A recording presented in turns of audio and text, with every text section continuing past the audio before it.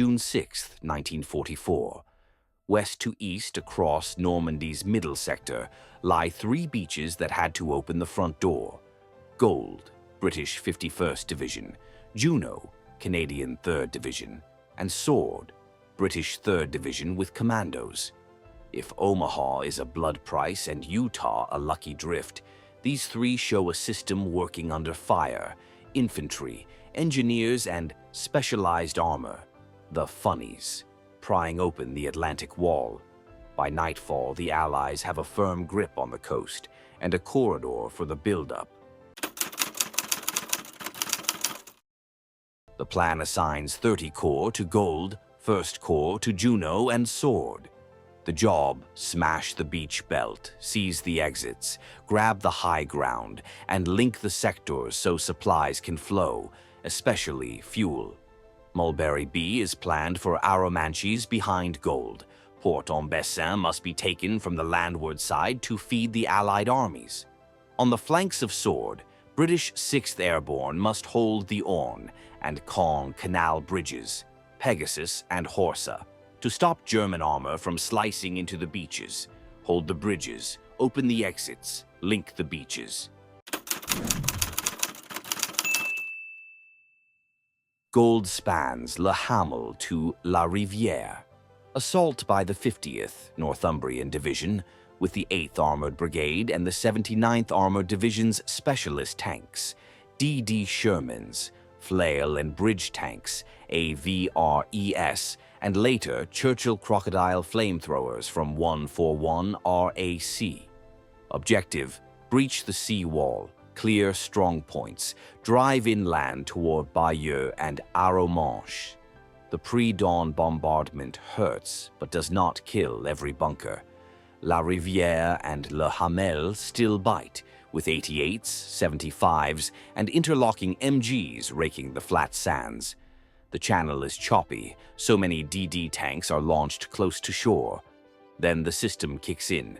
Flails beat mine lanes. AVRES blast roadblocks and seawall breaches. Where nests keep firing, crocodiles arrive to terrorize embrasures. On Gold, engineering and specialist armor, not massed bodies, crack the crust. Company groups combine infantry, tanks, and sappers to flank the biggest strong points. By late morning, the main nests are neutralized and the beach exits start flowing. By midday, the British are pushing the ridge and fanning inland. Traffic control is in force. Supplies begin to roll. Bayeux falls June 7th, the first big French town to be liberated by the British. By noon, Gold is a working conveyor belt. West of Arromanches, number 47 Royal Marine Commando peels off Gold, marches cross-country, and on June 7th to 8th seizes Port-en-Bessin from the land side. The capture links British and American beaches and opens a small but vital fuel supply port, while the big Mulberry is assembled. Roughly 24,970 men, 2,100 vehicles, and approximately 1,000 tons landed over Gold on D-Day. Total Allied casualties in the sector are approximately 1,000 to 1,100, about 1,350 killed. Gold delivers a secure, expanding bridgehead. 10 kilometers centered on Courseulles-sur-Mer, Bernières, and Saint-Aubin. Assault by 3rd Canadian Infantry Division with 2nd Canadian Armored Brigade. About 21,000 landed on the Juno sector on D-Day, roughly 14,000 Canadians, the rest British. Mission: punch through the seafront villages, seize road exits, and press inland toward Caen, then link with Gold to the west and Sword to the east. Tide and chop force a slightly later H-hour. Obstacles and seawall defenses are nasty, especially at Courseulles. First waves take heavy fire, but once armor and engineers get off the sand, the tempo changes. Canadian companies fight through house by house, bypassing strong points to keep momentum. By midday, mechanized columns are pushing inland faster than expected on some axes.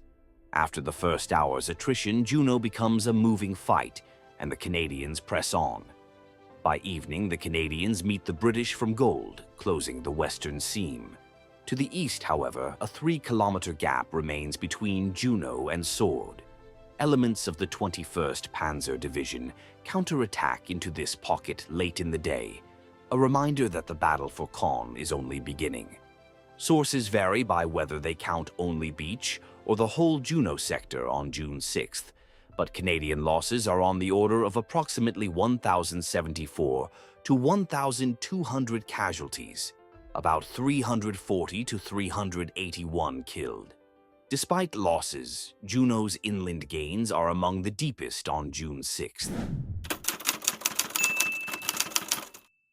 Eastmost Allied beach at Ouistreham, Lyon-sur-Mer, Hermonville-sur-Mer.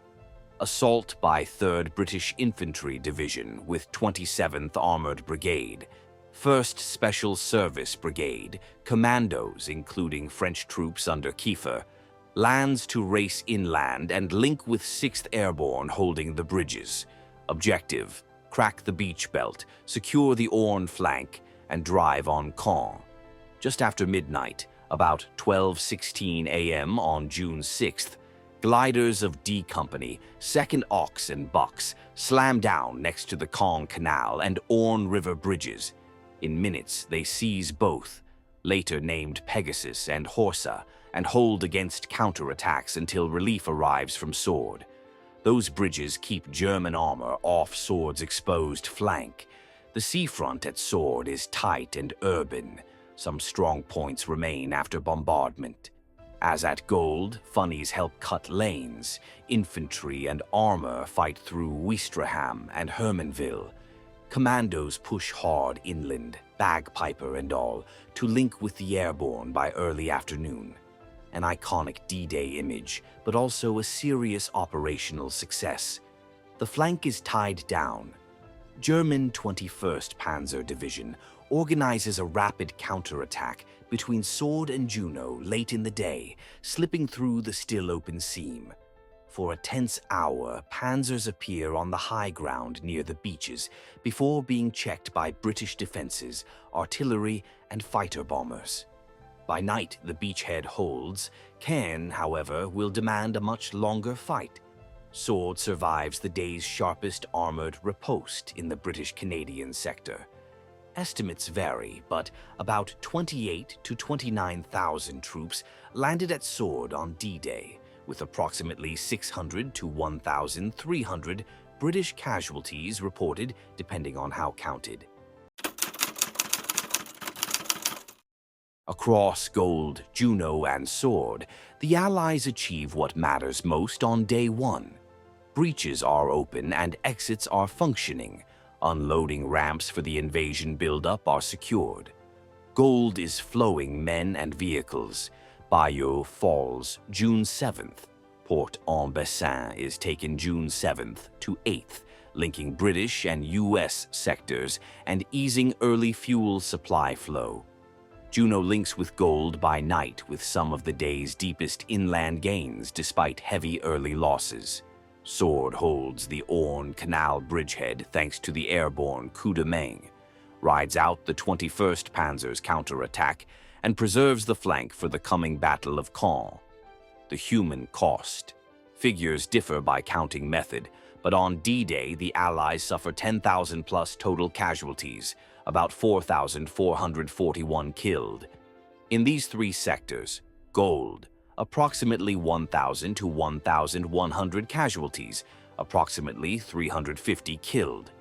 Juno, roughly approximately 1,074 to 1,200 casualties, approximately 340 to 381 killed. Sword, approximately 630 to 1,300 casualties. Expensive, but decisive. All three beachheads endure, expand, and start feeding the army that will crack Normandy.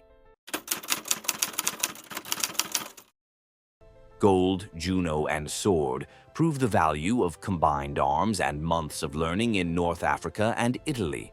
specialist armor to break the crust, sappers to keep the lanes open, infantry to clear the villages, airborne to lock the flank, and tempo to turn a breach into a bridgehead. By June 7th to 8th, with Port-en-Bessin secured and Mulberry B rising at Arromanches, the Commonwealth beaches become a pipeline. If this video added something to your understanding of history, please like, leave a comment, and subscribe for more.